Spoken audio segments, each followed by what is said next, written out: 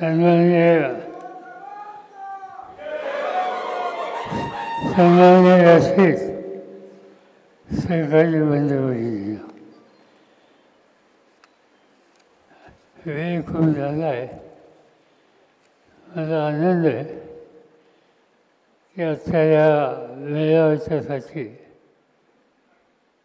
व्यापाऱ्यांच्या प्रश्नावर सतत जागृत राहून काही ना काहीतरी भूमिका घ्यायचा प्रयत्न करणार आहे.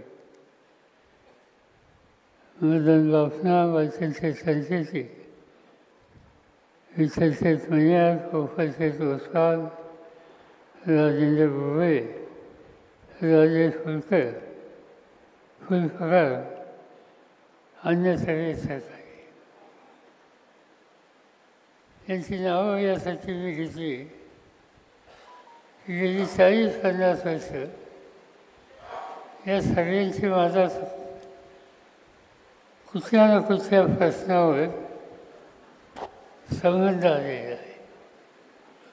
कधी महाराष्ट्रामध्ये एखादे शासकीय धोरण हे व्यापार, अर्थव्यवस्था या दृष्टीने नुकसानकारक जर झालं तर त्याच्यामध्ये व्यापाऱ्यांची भूमिका उत्तम रीतीनं मांडणारे जे लोक आहेत त्याच्यामध्ये या लोकांचं नाव मी घेतलं, यांचा उल्लेख या ठिकाणी करावा लागेल.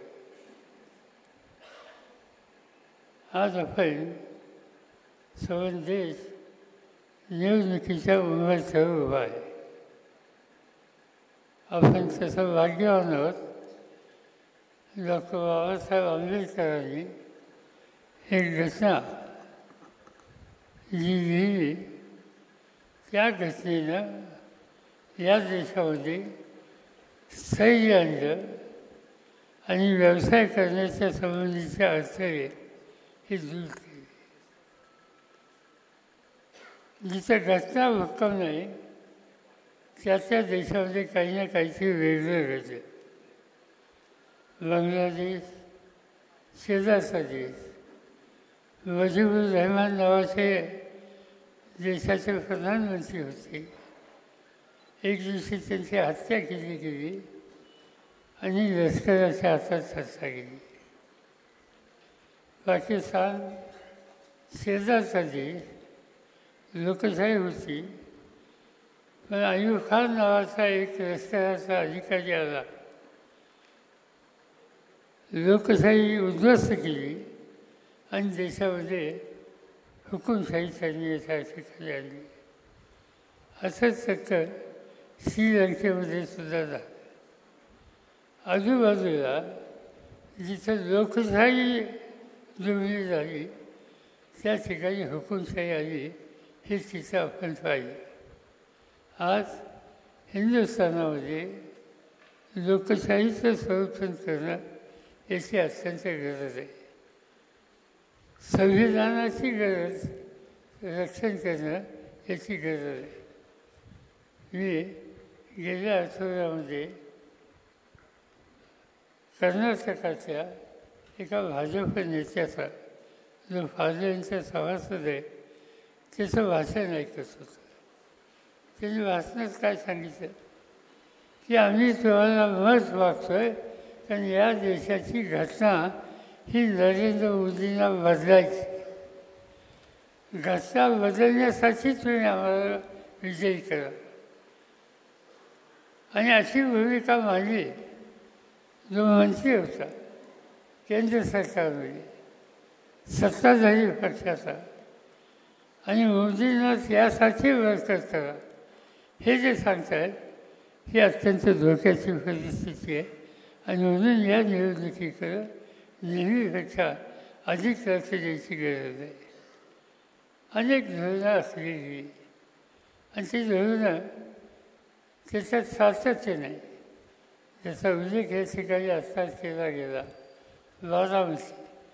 बारामतीमध्ये शेती हा महत्त्वाचा उद्योग. शेतीमध्ये ऊसाचा धंदा हा मोठा धंदा. आज काय चित्र दिसतं आहे.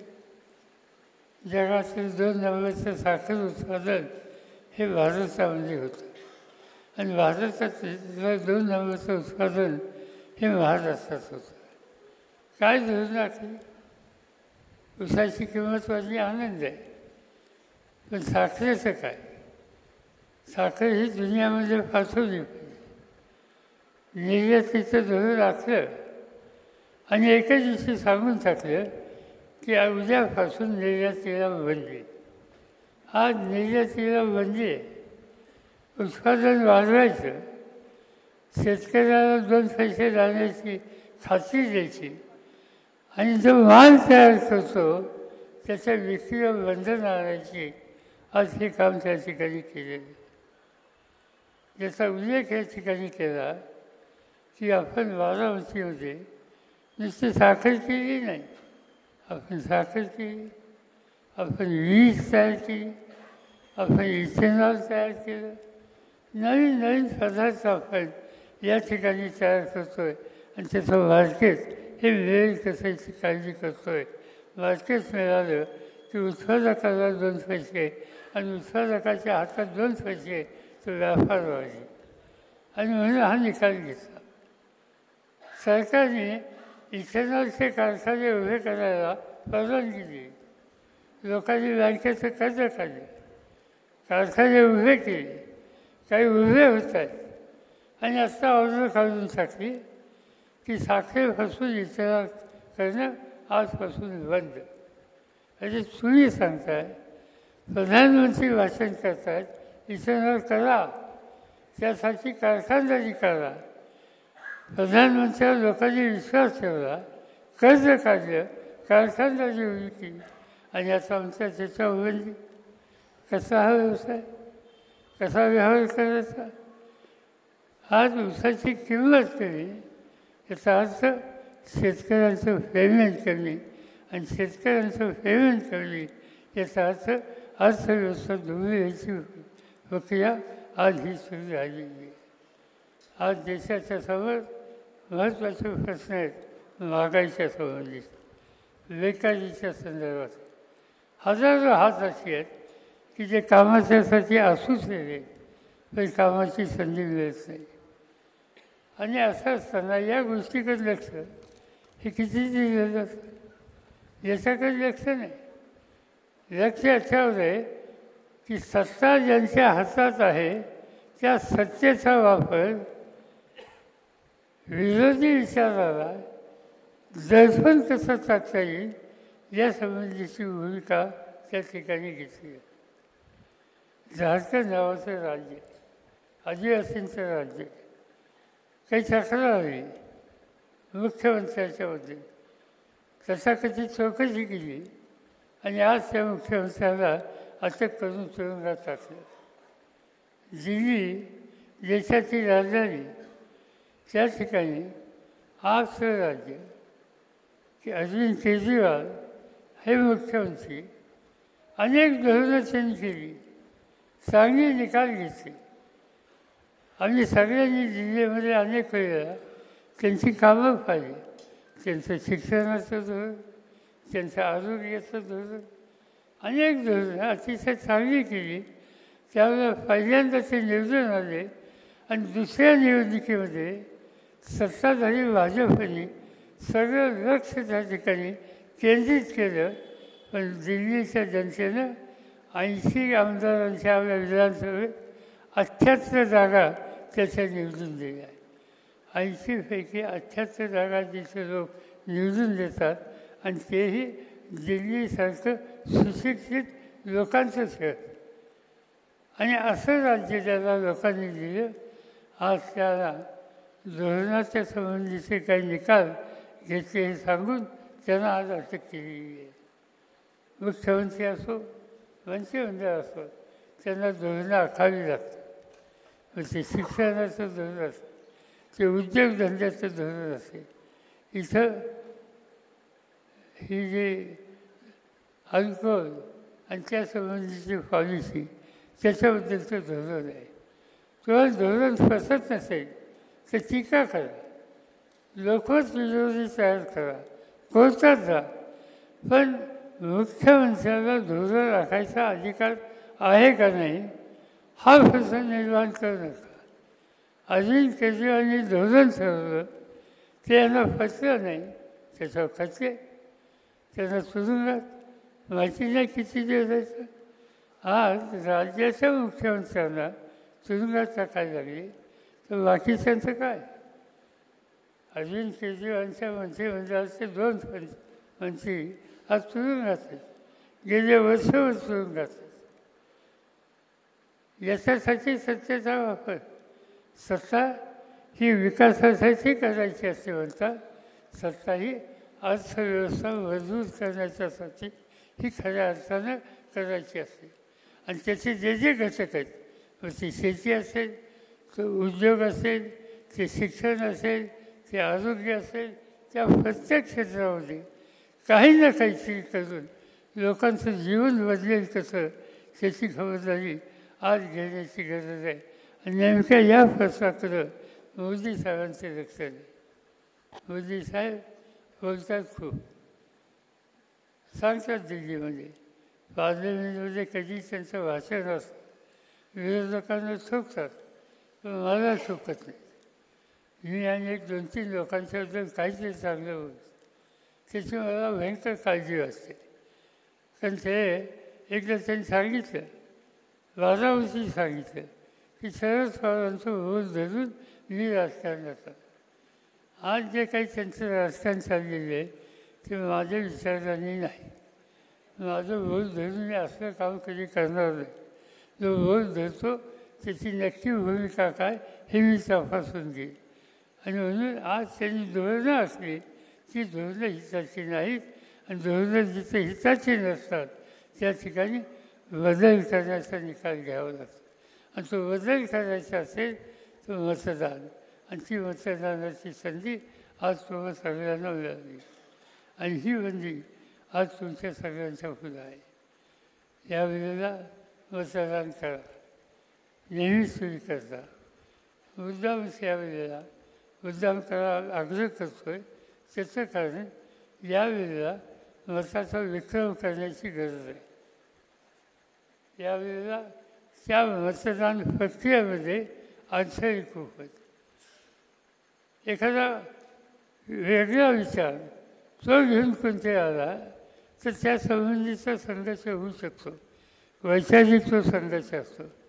पण संघर्ष हा कुटुंबातनं सुरू झाला, गावातनं सुरू झाला, त्याचे दुष्परिणाम असतात. आणि त्यामुळे लोक अस्वस्थ होतात. खरं म्हणजे ही अस्वस्थता मला महाराष्ट्रात दिसते, बारामतीमध्ये दिसते, आणखीन काही ठिकाणी दिसते. साहजिक गोष्ट आहे. व्यापाऱ्यांची बैठक ही अनेकदा आपण बोलत होते. मी अनेकदा तुमच्या पुढे आलो, तुम्ही माझ्या पुढे अनेकदा आला. पण व्यापाऱ्यांची ठरलेली बैठक माझी कुठं महाराष्ट्रात कधी कोणी बंद केली नव्हती किंवा रद्द केली नव्हती. पण ती केली गेली. आणि त्याचं कारण एक प्रकारचा दबावानं समाजकारण राजकारण करता येत नाही. तुमच्या प्रश्नाची सुटका ही दबावाने होणार नाही. मत मान्य नसेल तर मान्य नाहीच हवा, अमान्य करा, त्याच्याबद्दलचा आवाज उठवा, पण मत बांधायचं नाही, लोकांची डायलॉग करायचा नाही, संवाद करायचा नाही. ही भूमिका योग्य नाही. आणि त्याची भूमिका आज महाराष्ट्रात देशात होते.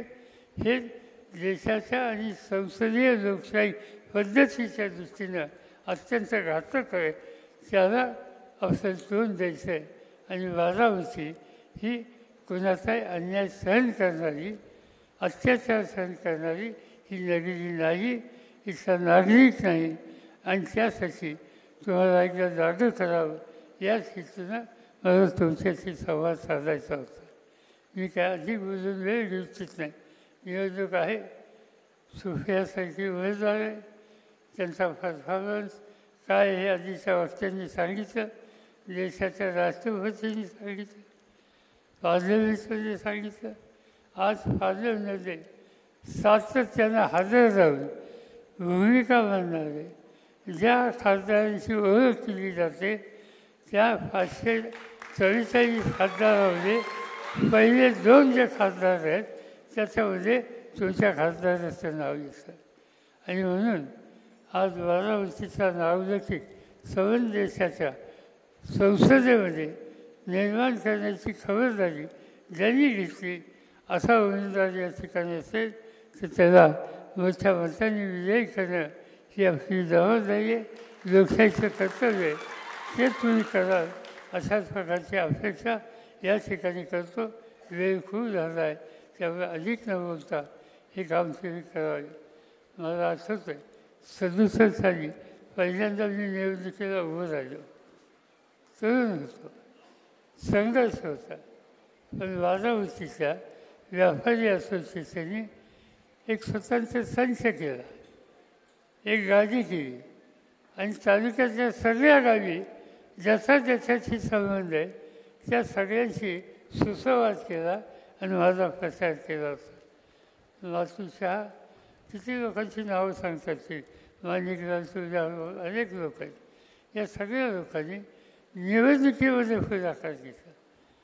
नुसता मेळावा घेतला नाही, गावोगाव जाऊन सांगितलं की आपल्याला बारामतीचं समाजकारण राजकारण बदलायचं असेल तर या तरुण माणसाच्या मागं उभं राहा. आणि हा प्रचार डॉक्टर लोकांनी केला, व्यापाऱ्यांनी केला, वकील लोकांनी केला, राजकारणात नाहीत त्या सगळ्यांनी केला. आणि त्याचा परिणाम आज 56 वर्ष देशाच्या पार्लमेंट किंवा विधिमंडळामध्ये मी जाऊ शकलो त्याचं 100% श्रेय त्या काळात ज्यांनी पाया घातला त्या व्यापाऱ्यांनी आणि अन्य घटकांनी जे काही योगदान दिलं त्यामुळे झालेलं आहे. आणि म्हणून तुमच्याकडून माझी अपेक्षा ही आहे, तुम्ही मतदान कराल त्याचा आनंद आहे, पण तेवढंच काम नव्हे. आजची देशाची परिस्थिती ही पाहता जे बदल करायचे ते लोकांना जाऊन सांगणं आणि लोकांचं जनमत तयार करणं याच्यातसुद्धा तुम्ही लोकांनी पुढाकार घ्यायची गरज आहे. ती तुम्ही घ्यावी एवढी सूचना या ठिकाणी करतो. माझे 2 शब्द सोड. धन्यवाद साहेब.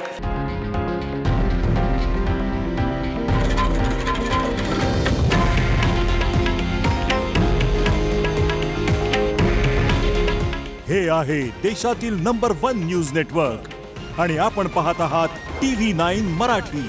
काळजी तुमची, हित महाराष्ट्राचं.